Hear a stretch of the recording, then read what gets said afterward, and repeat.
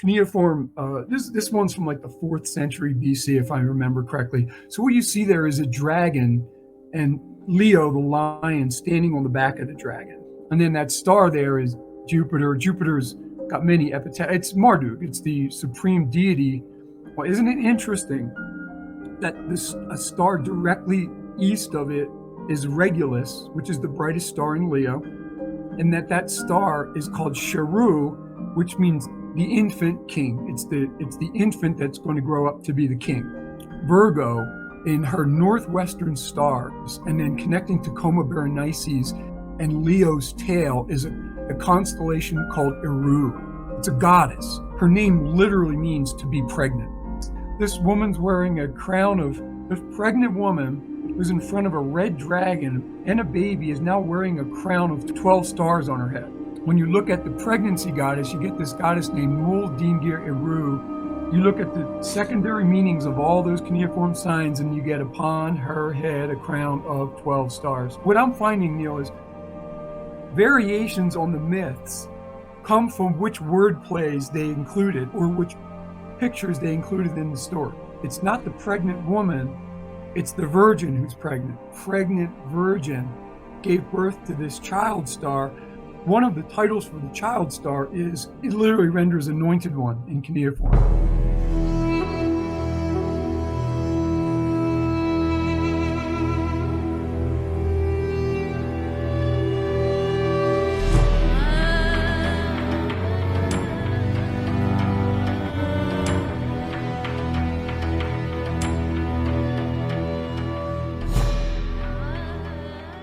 Back to the Gnostic Informant, and you are about to attain true Gnosis. And today I'm with John McHugh, returning for another episode. The last one was really well received. We talked about a lot of things from the ancient scriptures and astrology, ancient people reading the stars to interpret the past and the future. And we're going to dig into that again today with Revelation 12. And you're the author of the Celestial Code of Scripture, and this is if you haven't read this yet, go and buy this. This is a must read. If you like my channel, you'll like this book. How are you doing today? I am doing great. Thanks for having me on. It's great. It's great to be here. So the book's called the Celestial Code of Scripture, and and I'm sorry. Are you controlling the slides? You can do it. You can now. I just had to get it up there, but okay. now you have all control. Yeah. So, okay, there we go. Yeah. The books. So I recently came out in December. The Celestial Code of Scripture. The subtitle kind of says it all. It's called the Astral Cipher, underlying the miracle stories of the Bible and the Quran, and it pretty much does exactly what it says. It traces many of the miracle stories, the iconic miracles you see in the Old Testament and the New Testament, and traces them to literally tableaus or still frames in the oldest constellation lists written in cuneiform tablets from Mesopotamia, and they're about 4,000 years old. So the story of Adam and Eve in the garden can be traced to a picture in the stars. The Noah's flood and ark can be traced to a stellar tableau. Samson's slaying of 1,000 men with a donkey's jawbone, right out of the star atlases. Jonah's 3-day confinement in the belly of a sea monster, same thing, picture in the stars. Jesus' virgin birth and sea walk, and ironically, the cuneiform tablets really expose what the Star of Bethlehem was. That's mentioned in the book. Saint Christopher the Giant, who ferried Jesus across the river, depicted in the stars. Muhammad's encounter with the angel Gabriel, and the Islamic claim that the Quran is based on a celestial tablet kept in heaven. All of these iconic events from Judaic, Christian, and Islamic religious mythology can be traced to still frames in the oldest, what's ironic to me, pagan constellation lists. And that's what thrills me the most, because I'm deeply interested in the way paganism is recycled into Judaism, Christianity, and Islam. So anyway, the chapter titles are right there, but chapter 13 focuses on the sidereal sign of Revelation 12, 1 through 6. And by sidereal, I mean, it's not a word you hear every day. It just means of the stars relating to the fixed stars, like the constellations. So again, we know it, colloquially as the woman, child, dragon story in Revelation 12, 1-6, right? Initially, although it's chapter 13 in the book, it was initially was part of an article I'd written for the European Journal of Science and Theology a couple of years ago, went by a similar title. And, so when you think of, when we think of astrology, we think of predicting the future. Everybody knows that astrologers, what their main skill is to predict what's going to happen in your life so you can be ready for it. And you could, you can exploit fortuitous events and you can avoid detrimental ones, And this comes right out of Mesopotamia. So in Mesopotamian astrological text, the stars are referred to as writing, some form of writing. It's either Shatir Shameh, which means writing of the sky, heavenly writing. Sometimes it's Shatir Barume, which is celestial writing, some variation of that. And they're literally, it's so hard to visualize, but they're picturing the starry sky as a text, the way we look at a book. Maybe a children's picture book comes to mind, the best analogy, because relies heavily on pictures, but then there's encryptions in each picture, and I'll go into that in a second. But reading this heavenly writing of the stars explains the absurd title for an astrologer. You'd think it'd have something to do with the stars. The title of an astrologer in Mesopotamia is Tupcharu, which means writer. And what it implies is the ability to read. And what they're doing is they're reading the celestial sky as a text for signs embedded in these constellations. So we all think of astrology as predicting the future, but the celestial code of scripture goes into another realm in which most people don't know astrologers were delving into and were proficient in. In cuneiform, they used the term Lamashi writing, which is literally constellation writing. I'm like, what the heck's that? So what it suggests is the context of these texts is that pictures in the stars frame the momentous scenes of historic events, like archetypal history, the flood story, a garden in Eden, a great hero who killed 1,000 people with the jawbone of a donkey. And the pictures are straightforward. We all understand the idea of pictures in the stars as framing scenes from sacred history of our ancestors. What we're not used to is the idea that wordplay in the constellations, cuneiform titles, and part of the details taking place in each still frame. As much as I hate to do this, I got to introduce your viewers to this. It's complex, but I'll try to make it as simple as possible. So when you look at the night sky, there's a segment of the night sky. You've got Perseus running around with Medusa's head. That's a scene from sacred history. Mm-hmm. You have Andromeda chained to the rock, which is the Pegasus square there, and Cetus, the sea serpent, ready to devour her. So there's just two scenes right in that picture from Greco-Roman religious mythology.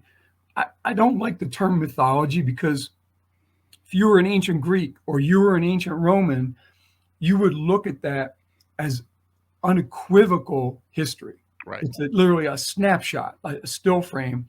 I'm older than you, but I remember when Polaroids came out, the idea that you could take a picture and in a few seconds you'd have literally a still frame of the scene that you just photographed was a big deal when I was a little kid,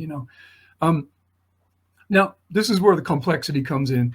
So in cuneiform writing, it's a little dumbfounding. So cuneiform writing, first of all, it's syllabic, unlike our alphabetic script, right? So we have 26 letters, one phoneme, and then you can make words out of those, right? Cuneiform, there's 600 cuneiform signs, right?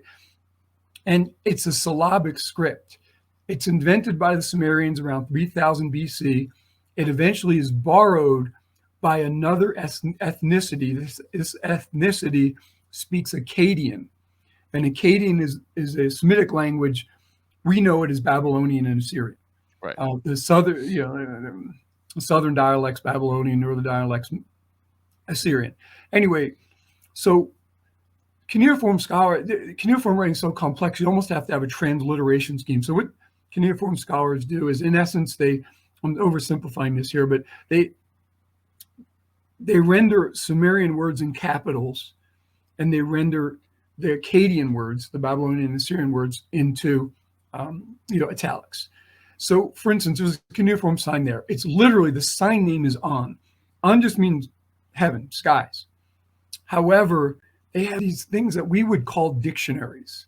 And this is one of the things that the astrologers are expert in. They're reading these dictionaries, and every cuneiform sign has multiple meanings. Okay, it's not just one meaning. Now, On typically means Shamu in Akkadian, which is skies, heavens. But it also means Yao, which is, mine as in belonging to me. Kakabu, it can mean star. Shabultu, ear of barley. Zukupu, to impale. Like impale, as in, remember pull up or ass till it comes out your mouth, like that kind of, right? Shah means of. It can also mean asaku, which is taboo. And I just want to point out, the word taboo refers to things that are set aside for a deity, not for humans. So whenever a taboo comes up in Mesopotamia, it's where the idea of the forbidden fruit in Eden, that fruit is for the deity. It's not for human beings to be touching. Is there any connection to that name Isaac and Asaku? I don't know. I'd have to look that up. I don't think it's cognate, because Isaac is it's a cough. It's a different. It's not a. It's a Q, not a K. But this cuneiform sign On can also be read Dingir, which means God. It means Elu in Akkadian, which is God. So you're like, all right, there's a whole bunch of words there embedded in that one cuneiform sign. And the astrologers are looking for these puns. They're looking for, the best description of it is polysemy.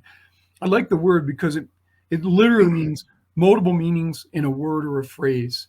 And polysemy is considered divine inspiration in the ancient world. That's where Jesus, remember the whole pun with Jesus and Peter?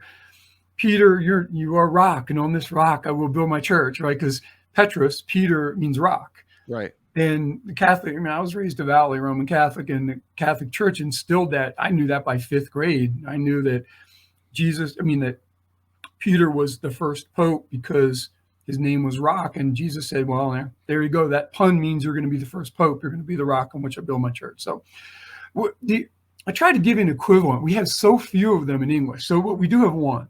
So remember the LB sign for pound? When you go out shopping, $2 per pound, right? So LB is it's the abbreviation for the Latin word libra, which means pound. That's an example of the way these Sumerian, they're called logograms, are used. They're the ones you see in capitals.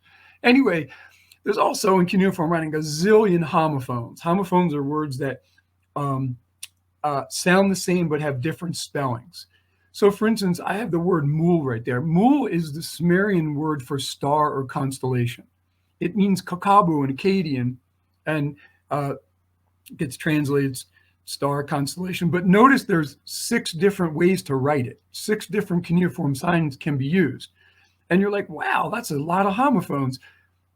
Now know that there's thousands of these in cuneiform writing, which is why it took 3 years for you to even learn cuneiform. That's why so few people in Mesopotamia were literate. Less than 10% of the population could read because it was such a difficult language. And all of these cuneiforms I just showed you, each one has different readings and different meanings. So just to wrap it up, when an ancient astrologer writes the cuneiform sign mul, which means star, it's just a shorthand form of the word star. It can mean star, it can mean constellation. It can also mean shine brightly, inscription, writing, arrow, foundation, ornament, piece, wood wasp, watercourse, distant time, feeling elated, field, cow, month. and fruit. So you're like, whoa, that's a lot of puns. So that's what they're looking for, these hidden words in other words. So you might say, well, like, what's that about? Well, I've written several articles on the origins of the constellations. You can just look them up, look up John McHugh and then origin of constellations or asterisms. And so here's an example of how it shows up. So Hydra, the snake, comes right out of Mesopotamia. It's a Mesopotamian snake constellation, right? But in the Greek depictions, in Mesopotamia, it has a raven pecking at its tail. So you notice the raven on the back of the snake. That's all from Mesopotamia. That crater, that wine bowl, is new. And you might say, well, how the hell did a wine bowl end up on the back of a snake? Like, that doesn't even make sense, right? But if you look at some of the spellings right there, so you can write the constellation Hydra, the snake constellation, Mul Dingir Mush. Literally, it means constellation, deity, snake, or dragon, you could say. Constellation, deity. The other way to write it is Mul. Look on the second part, on that yellow part up at the top. It says Mul Dingir Tseru, which is constellation, deity, snake. Now, Mul, Tseru, and Dingir have other meanings. Mul can mean star, but it also represents the verb to place. Tseru means snake, but it also means wine bowl, and it also means back, as in the back of an object, and it also means upon. Dingir, which means deity, can also mean of. So all of a sudden, you write down these puns and you get the words, place the wine bowl upon the back of the snake. And that's probably how crater, the bowl, the wine bowl, shows up on the back of Hydra from this pun. Remember, if you're in the ancient world and you find a pun, it's a divine revelation. Right. We're not used to that. Jesus was. That's why he said Peter is going to be the rock that he builds his church on. So having said that, now we can, knowing that a little bit, now we can jump into chapter 13, the sidereal sign of Revelation 12:1-6. We think of it as the woman, child, and dragon vignette, which just enthralled me as a kid when I was in grade school. I had so many questions about this. So, I don't mean to be tedious here, but it wouldn't hurt reading through the sixth line. So it goes, and a great sign was seen in heaven, a woman clothed with the sun, with the moon under her feet, and on her head a crown of 12 stars. And she was pregnant and crying out in birth pangs, in the agony of giving birth. Then another sign appeared in the heavens, a great red dragon with 7 heads and 10 horns, and 7 diadems on his head. His tail swept a third of the stars of heaven and threw them down to earth. Then the dragon stood before the woman who was about to bear a child, so that he might devour her child as soon as it was born. And she gave birth to a son, a male child, who was to shepherd all the nations with a rod of iron. But her child was snatched away and taken to God and to his throne. And the woman fled into the wilderness, where she has a place prepared by God, so that there she could be nourished for 1,260 days. That's the passage. And I'm looking at this, and I mentioned this before we started. I said, could it really be that simple? Could it really be that simple? And I'll show you what I mean by that. You see the images. In fact, there's so many complex icons described in that passage that the artists often get it wrong. Like, for instance, this artist doesn't show the dragon as red, and right. They have only 3 of the dragon heads should have 2 horns, not 4. And in this image, so the artist couldn't even get the picture right. There's so much imagery, right? And then, like, this artist has a purple dragon. I don't know if that's purple, fuchsia, I don't know. But again, really complex imagery, but it almost looks cartoonish when you look at it like that. Yeah. So I'm like, all right, twice in Revelation, they use a specific term. They use the term semeion. Semeion literally means sign or portent. In Revelation 12:1, it's semeion mega, which is a great sign, is seen in the heavens. Revelation 12:3 repeats that, and when the dragon shows up, and they call it allo semeion, which is another sign seen in the heavens, right? So again, I'm looking at this like, is there any place where we could find a red dragon in the stars, right? Well, Semyon means a sign from the gods, but it's also its more nuanced form is an omen, especially of the constellations regarded as signs. So it's a constellation sign. I'm like, this is going to show up in the stars. So I'm thinking this Greek word semeion is sort of the equivalent of the cuneiform constellation writing I was just talking about, the pictures and puns that provide inviolable truth, right? So when you look at cuneiform, this one's from like the 4th century BC, if I remember correctly. So what you see there is a dragon and Leo, the lion, standing on the back of the dragon. And there's a little star to the left. That's Jupiter. And then there's the cuneiform time. I think it's an astrological diary.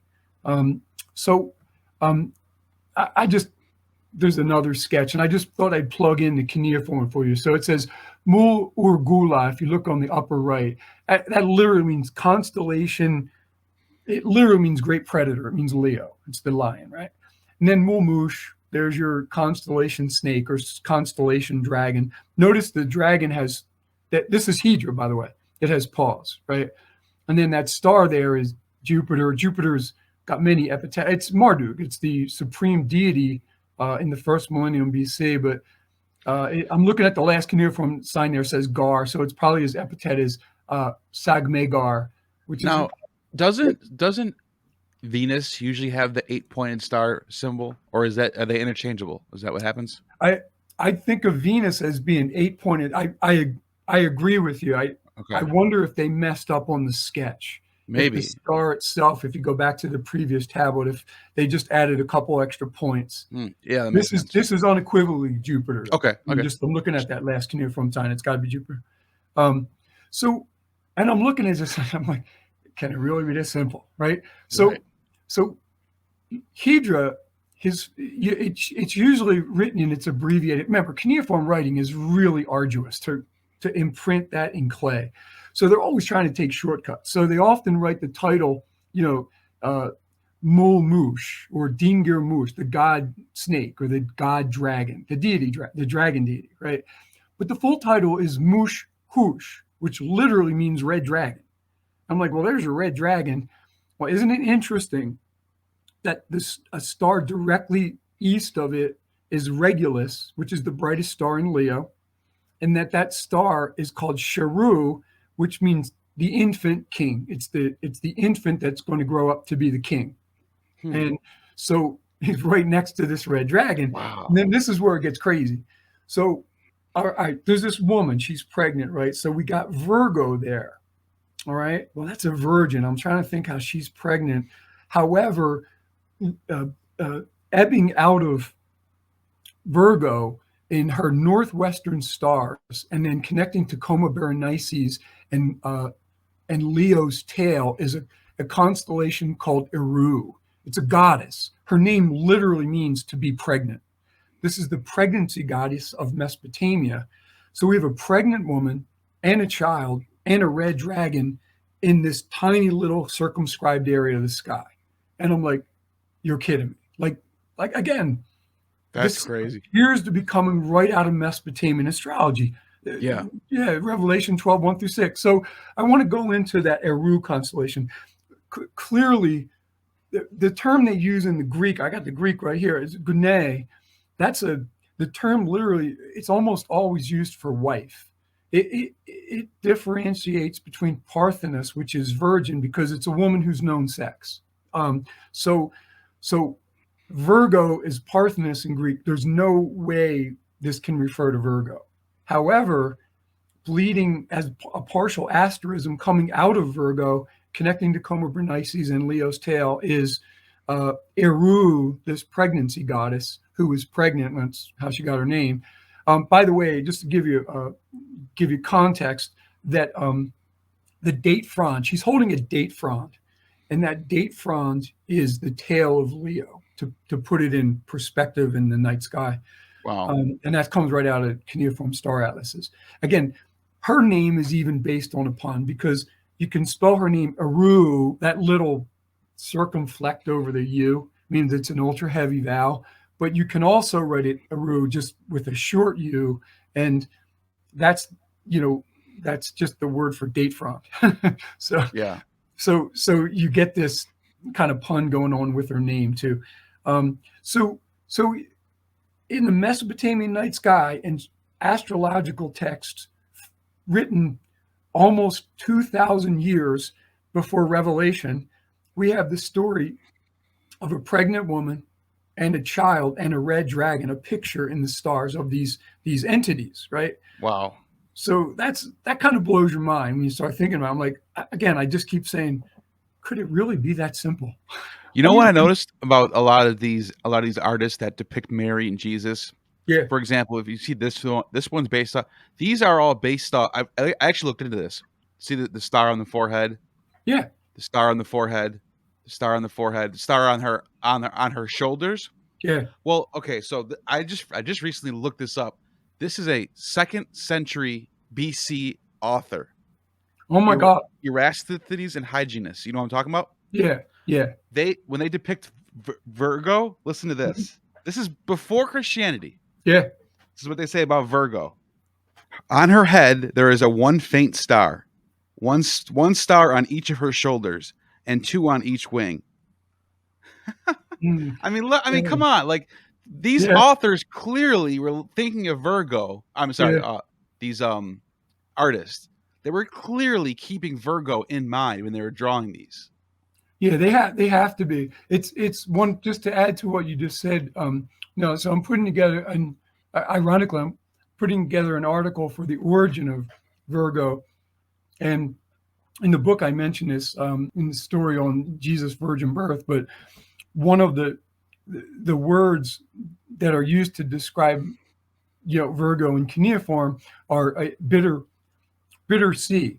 And when you translate bitter sea into Greek, you get Mariam, which is Mariam. That's the Greek. That's where the Greek's coming from. It's Yeah. the name Mary. It's what we would call Miriam. So again, connected to the same idea you just It means mentioned. blessed in Egyptian too. Does it really? Meri. Yeah. Yeah, the word Mary means blessed. So Isis often is titled the Blessed Isis. So Wow. you would literally hear him say Isis Mary. Wow, that's crazy. Yeah. Yeah, that's it. Because I do not know hieroglyphics. So, Yeah. but so yeah, so and then you get this direct connection to the stars, because what happens is, the Greek says Drakon Porus, which means red dragon, fiery red dragon. Parthenos is virgin. This is probably not the woman we're talking about.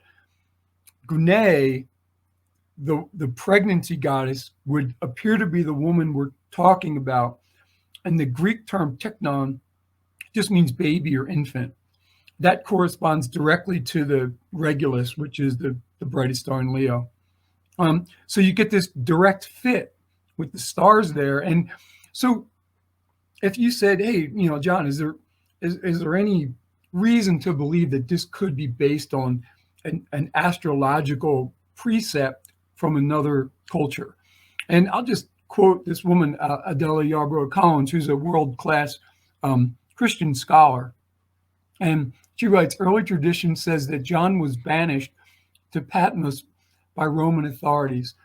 This tradition is credible because banishment was a common punishment used during the imperial period for a number of offenses.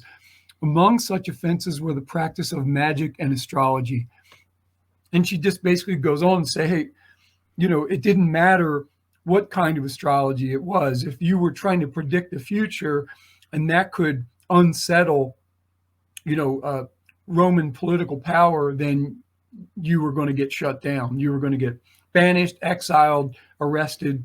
And that's probably what happened to John of Patmos, the author of this passage. So, again, I won't go into too much detail. I just want to explain to your viewership that, like, I'm not making this stuff up. Right. In ancient cuneiform texts, they say, in essence, we view hidden words as the secrets of the gods. When you find a pun you have found an inviolable piece of truth. Okay. Yeah. So I'm showing you the date frond construct. Look at the picture there. You got the date frond. Well, I think there's about 12 different ways to write date frond, but one of them is Gish Ana Gishimar. Literally means the the date frond tree of the sky is literally what it translates as. But each one of those cuneiform signs means other words. And they're looking for those other words to find divine truth. Another way to write Regulus, other than child, is the cuneiform sign Mon. And Mon has several different meanings. One of them is just means another, a second or another. And Gish, although it means tree and wood, it also means great, and it also means sign, as in the sign that this whole story is about, a sign in the heavens, right? So you get, when you translate all the puns, you get a great sign we've seen in heaven, another sign we've seen in heaven. That corresponds directly to Revelation 12:1 and Revelation 12:3. And that's what the whole chapter is about. It's saying they're reading the pictures and encoded wordplay and translating it into the Greek as, Revelation 12 verses 1-6. So another piece of this that's kind of interesting, they're not talking metaphorically. I mean, the Greek usage of the verb there is she's wearing the sun, like she's wearing the sun, right? And she's standing on the moon, right? And you're like, wait a minute, that sounds crazy. Like, that sounds insane. And again, you can translate it right out of the cuneiform. And I just go through it there. I break it down, and could this possibly be a conjunction of bodies in the sky happening at an event? Maybe it made Jupiter. me wonder. Well, you several times, each decade, this woman, the woman we're talking about, in the northwestern portion, the Iru, the pregnancy goddess, she actually does have the moon under her feet. Yeah. Okay. She does appear at helical rising, being clothed with the sun, with the light of dawn, and eventually she'll be. So it could be connected to literal imagery that occurs as an astrologer, as you watch the rising and setting of stars and constellations. Right, because that would be such a for someone in that profession, I guess you would say, that would be so profound that you would have to write down. You would have to get this is once in every 10 years. You got to write this down. This happened right now. Like you would expect them to write it down and apply it to the times. Yeah, no, and what people often overlook is that the astrologers were the timekeepers of their society. Right. So, I mean, you had to rely on your astrologers to know exactly when to plant. Exactly. They're basically the scientists. Yeah, they were. They definitely were. Yeah. And their word was taken, not to be silly here, but as gospel. You know what I mean? Yeah. So they said it. We needed to do it. And you can find the words "a woman wearing the sun, the moon under her feet" encoded as alternate readings for the cuneiform signs for the date frond there, and also for Leo. So there's 3 different ways to write the line. You can write it you can write it you can write it purig. And when you look at the alternate terms, you get a woman wearing the sun, the moon under her feet. And my book, I'm trying to win over the scholars, so I tuck everything away in a footnote. And I don't mean to lose non-linguists, but I just, again, it's very complex stuff. It's really meant to be read. The book's meant to be read rather than described in a podcast, if you know what I'm saying. I understand. Yeah. But I have a link in the description for anyone who wants to get the book. Yeah.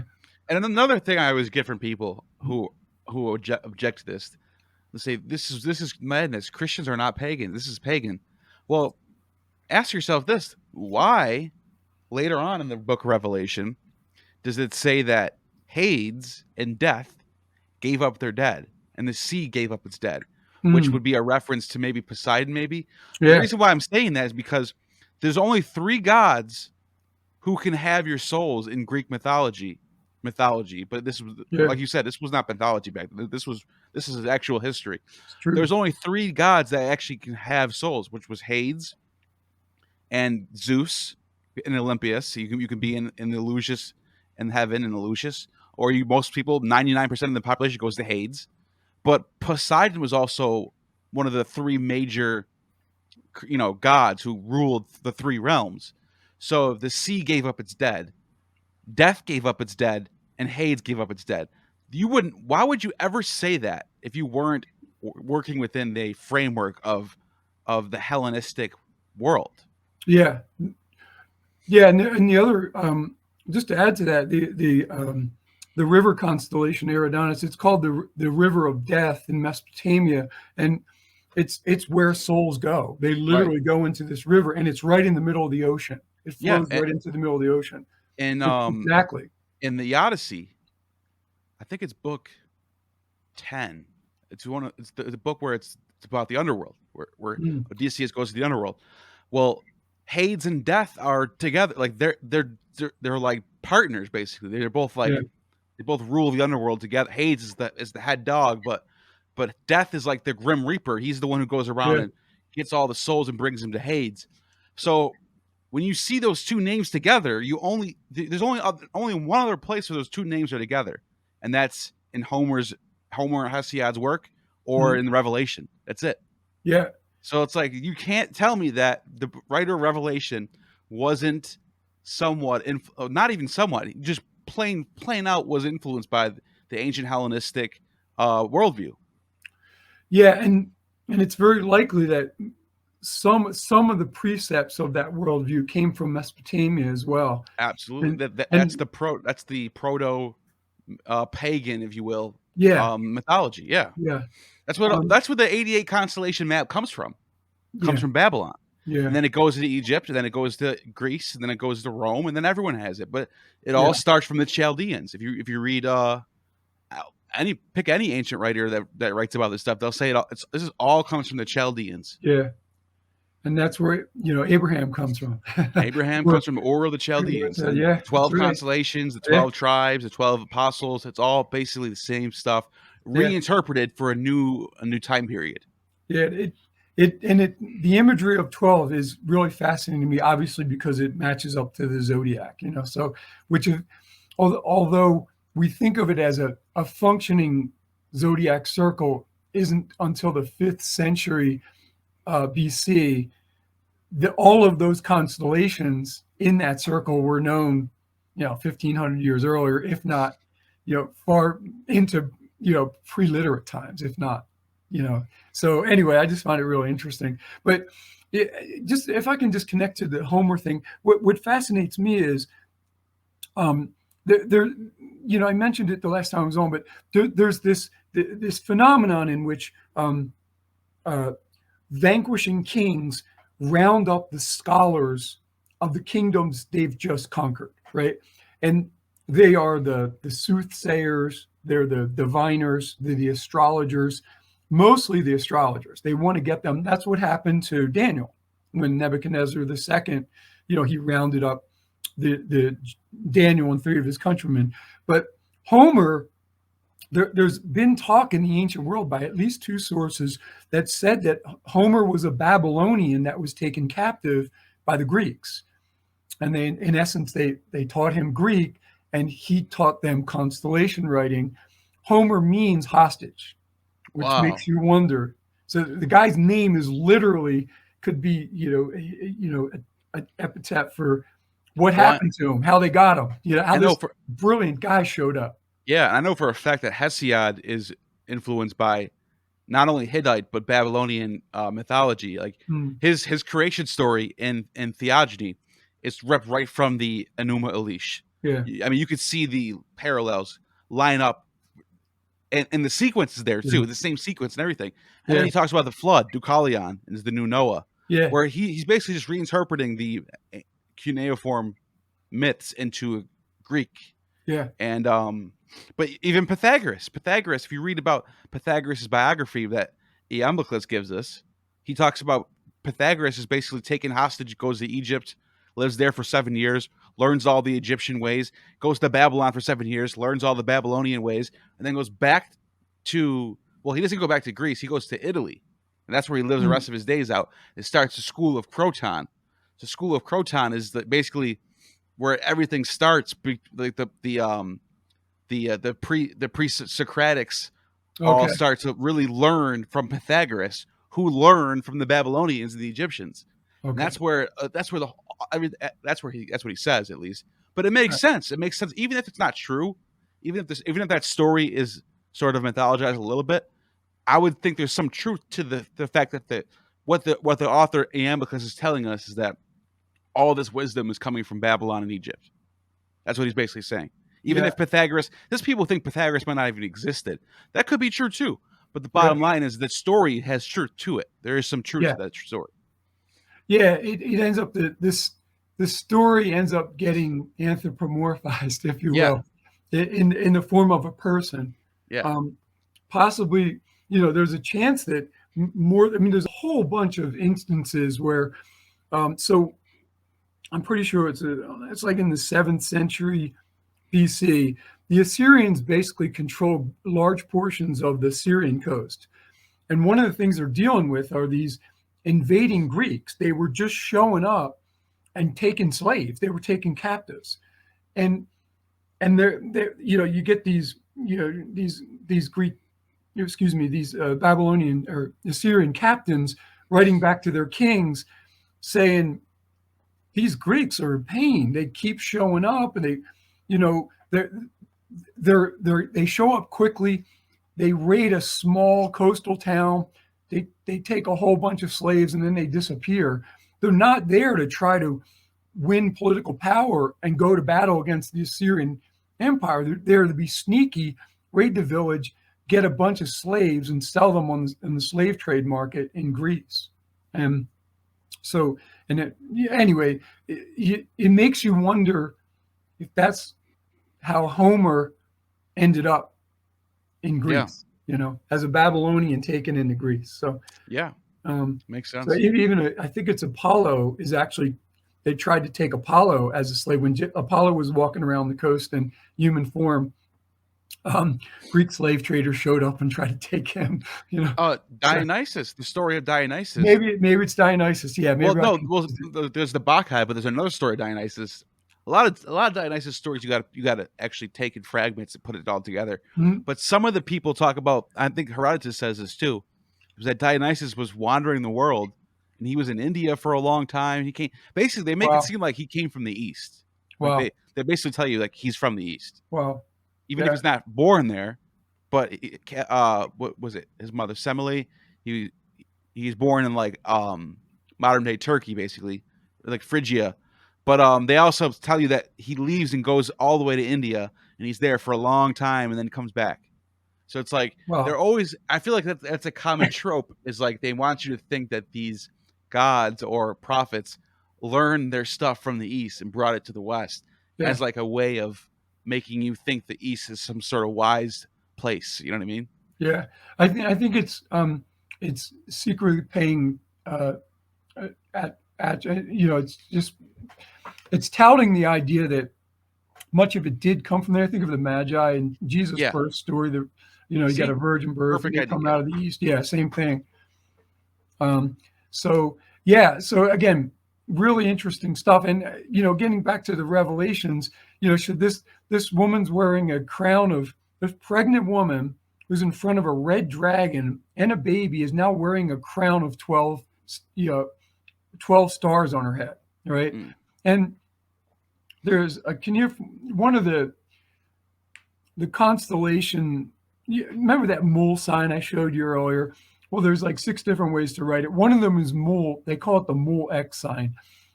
It's just a, I don't know, it's a esoteric form of the word for star constellation, but it's comprised of the word 12. Wow. So mole X is made up of 2 cuneiform signs. If you look at the top, it's made up of the U sign, which is 10, and Tab is 2. And mole X just means star. or constellation, but it also means 12. So it shows up in cuneiform star atlases all the time. And when you look at the pregnancy goddess, you get this goddess named Mul Dingir Eru, which means she's the goddess of pregnancy. But then you look at the secondary meanings of all those cuneiform signs, and you get upon her head a crown of 12 stars. And again, it's really meant to be read rather than shown in a podcast, but I'm trying to summarize the idea that this is literally encrypted in that stellar tableau. Like, they knew the constellation titles, they knew how many there were, and so they were just writing down all the alternative meanings and turning it into a story. And the best place you see that is the Babylonian and Assyrian creation story, Enuma Elish. Tablet 7 is literally comprised entirely of wordplay embedded in the 50 epithets for Marduk, the planet god Jupiter. He's got 50 epithets.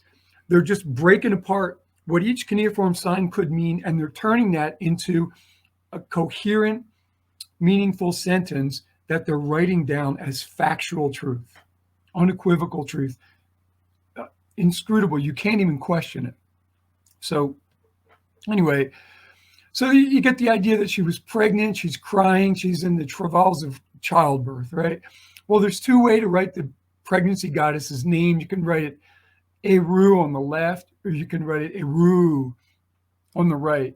And remember, those little numbers, like we just don't know what to do with that. Like if I wrote the letter E, as in like Neil, and like I put a little 4 next to it, you really wouldn't know what to do with that. But it just means there's a whole bunch of E signs. There's an E1 and E2 and E3 and E4 and E5 and E6. So this is the 4th most common form of the E sign. Wow, they have like an advanced system of writing that's like, it's almost like it gets, the farther back you go, the more advanced it gets with those writing systems. It's complex. We simplify, like the Phoenicians simplify everything. That's what they did. Yeah, when they had like a party when everybody said, "Wait a minute, we can write in 26 characters." Yeah, 22 actually. yeah, right. Without the vowels, right? Yeah. Exactly. In fact, I joke around.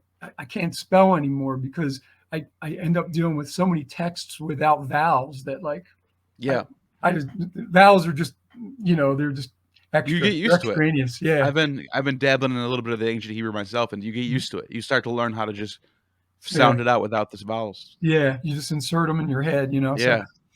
So that E4 sign can mean to cry. The date front, Eru, remember, it's the name of the pregnancy goddess, but her name is also date front, like depending on how you pronounce it. And a synonym for it is Gish Gishimar, which means woman. It means date frond trees were male and female. So the reason the date frond tree gets associated with the word woman is there were female trees, and to produce dates, you had to know the difference between the male trees and the female trees.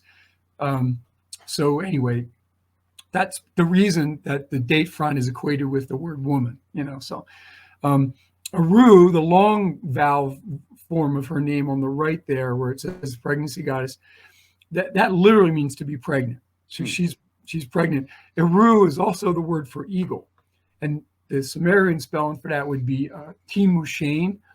And Mushain means the travails of childbirth in Babylonian. So they're literally just breaking apart the name and say, oh, well, what happened in this picture? Oh, well, it's embedded in her name. Let's look at all the puns. Let's look at the synonyms, the homophones, and the homonyms. And they write them down, and they're like, there it is. And that's probably how the idea that the woman was in the travails of childbirth. So, and then, so this dragon shows up. We know he's red, but he's got 7 heads, 10 horns, and he's got 7 crowns upon his head. Again, that's all embedded in these alternate readings for the cuneiform signs. And I go into the book.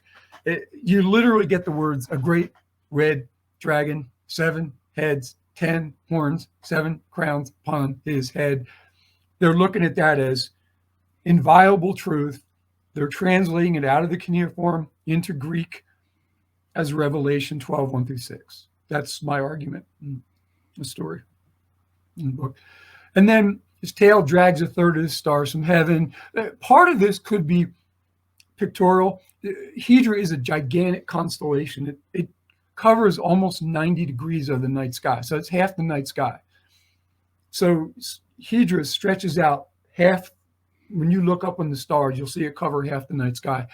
So the idea that it had the ability to drag down a third of its stars might have come from pictographic image, but the word 1/3 is embedded as a pun in the cuneiform terms for Hydra. So that's why I think they literally wrote his tail dragged 1/3 the stars of heaven through them to earth, and again, I don't want to become redundant and tedious going over word, but that's the strength of my argument. You can keep finding every single one of these words in Revelation 12, 1 through 6, connected in the cuneiform titles of the pregnant woman, the child star Regulus, and the red dragon constellation Hydra.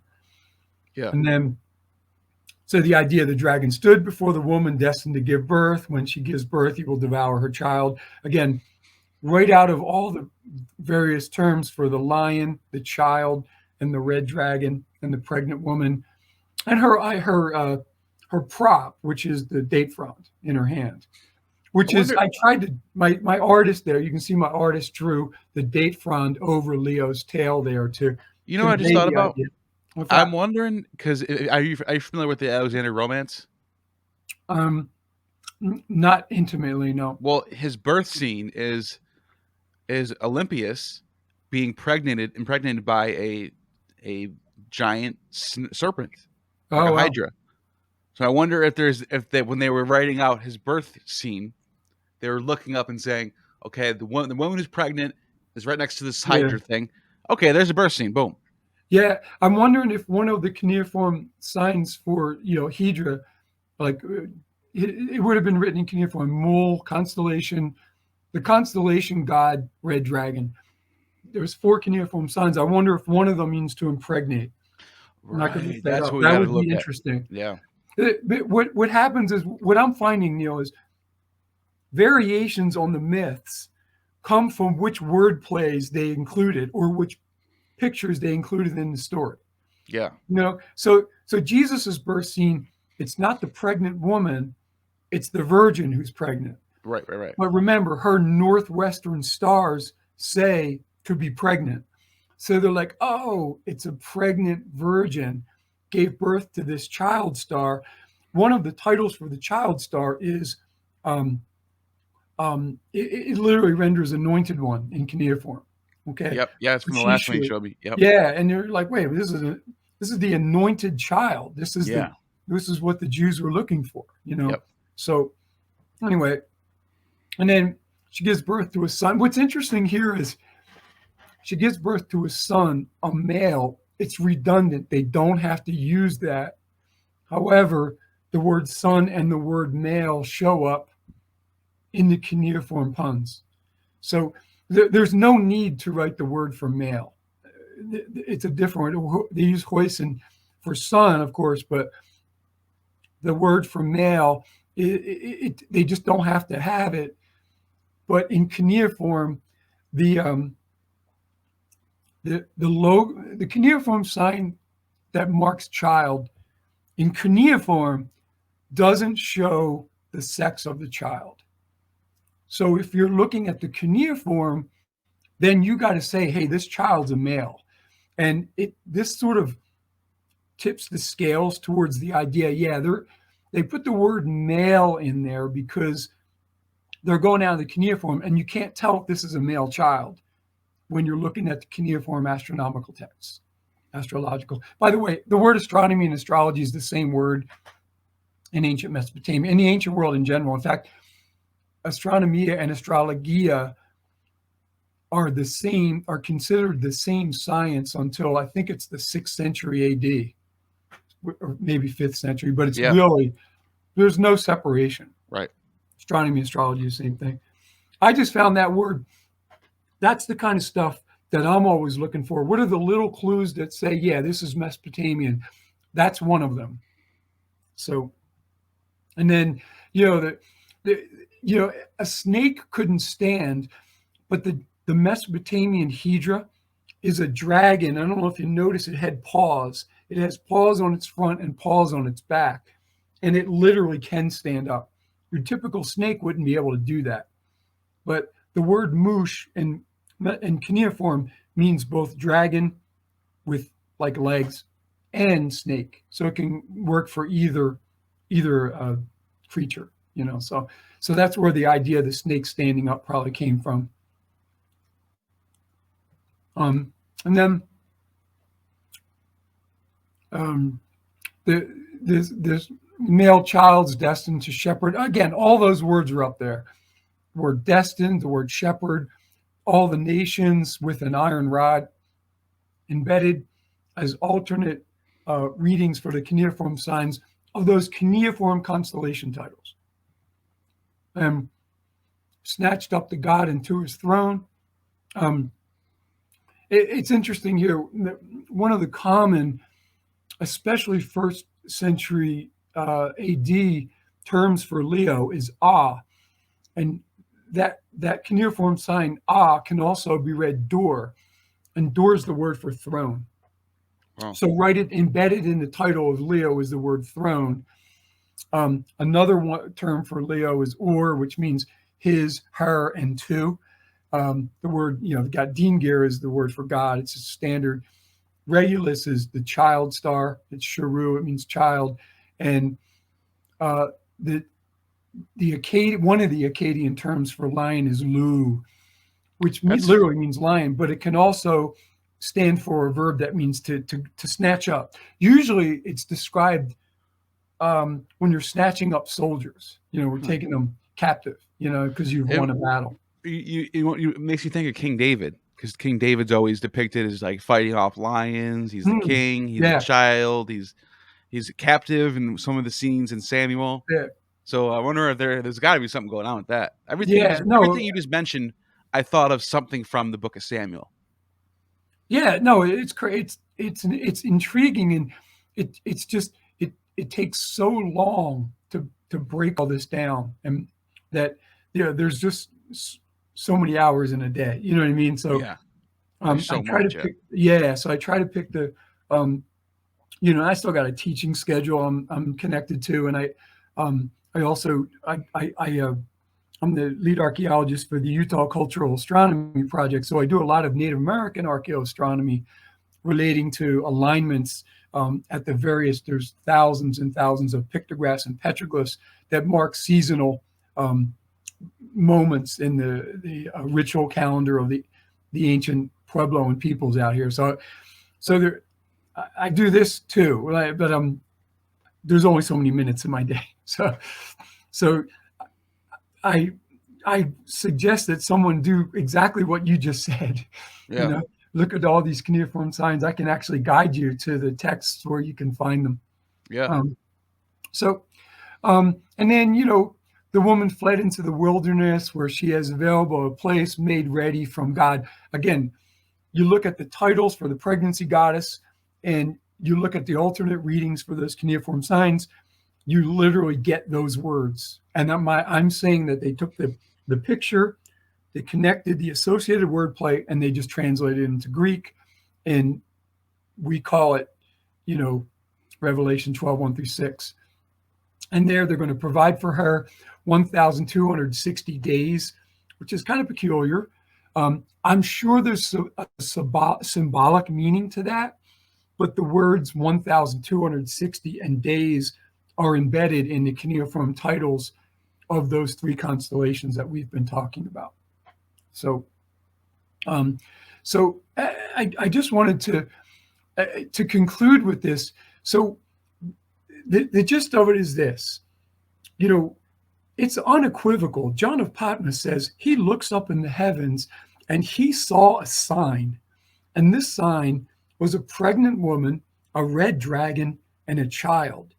And you have a pregnant woman asterism, a child star, and a red dragon constellation in a circumscribed portion of the sky in close proximity. And I'm saying that that's the astrological sign that he was looking at. In fact, he uses the term Semeion, which, remember, it means constellation sign. And so I wanted to conclude, so you want to, these are like the last 3 slides, but could John of Patmos have been indoctrinated with Mesopotamian astrological precepts, including the arcane practice of Mesopotamian constellation writing? Remember, constellation writing, seeing pictures and associated wordplay in the constellations as inviolable truth. Well, we know that Daniel did it. He became the supervisor of all of the Babylonian astrologers. And he surely preserved and passed on that wisdom to subsequent Jewish scholars, Jewish neophytes in that tradition. And I want to just quote a fantastic Near Eastern scholar, M.J. Geller. He writes, "It's rather well documented by now that cults and shrines of Mesopotamian gods proliferated in near neighboring Syria to a surprising extent. Paganism survived side by side even in Christian cities like Edessa, Syria, until at least the 6th century AD." Yeah. And I just want to conclude with, remember, could these early Christians have been indoctrinated with Mesopotamian astrological precepts?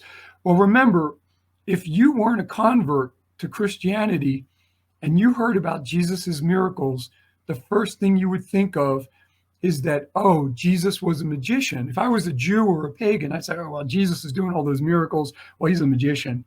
That's one of the oldest depictions of Jesus in the world. That's still visible. And he's holding a wand in his hand. Yeah, he's holding a magic wand and raising Lazarus from the dead. Crazy. And this is what a pagan would have said. Oh, yeah, I know exactly how Jesus did his miracles. There it is right there. Another thing is, that's not how Jews dress. That's a Hellenistic garb right there. That is not how the Jews were dressing. Interesting. Yeah, that's a very good point. I wasn't even thinking of that, but that's a really good point, Neil. So to conclude, all I was trying to get at is that the Revelation 12:1-6 isn't some figment of John of Patmos's imagination. He's looking at it in the stars, and it's very likely he's looking at it in the stars because he knows where to look and what to look for, because he's been trained in Mesopotamian astrological, arcana. Wow, that is fascinating stuff. And if you haven't got the book yet, it's in the description. Get the book. There it is right there, Celestial Code of Scripture. And yeah, there's anything you want to say to close out? I just want to thank you for letting me just be on the show again. And please know that the book is meant to be read, and the pictures are there because the pictures are the data. So when I show a picture in my book, it's not eye candy. It's literally what the ancient scholars were looking at. And what I try to do in the book is I'm literally playing paleopsychologist. I'm literally trying to get into the ancient mind of the authors of what we would call pagan, Judaic, Christian, and Islamic scriptures. So that's what the book's about. Thank you so much for letting me be on and sharing chapter 13 with your viewers. I love the Gnostic Informant. I'm a fan myself. Thank you. And we're definitely going to do another one very soon. Sounds great. Like I always say, you have just attained true gnosis. You have just attained true gnosis. The demiurge has no power over you.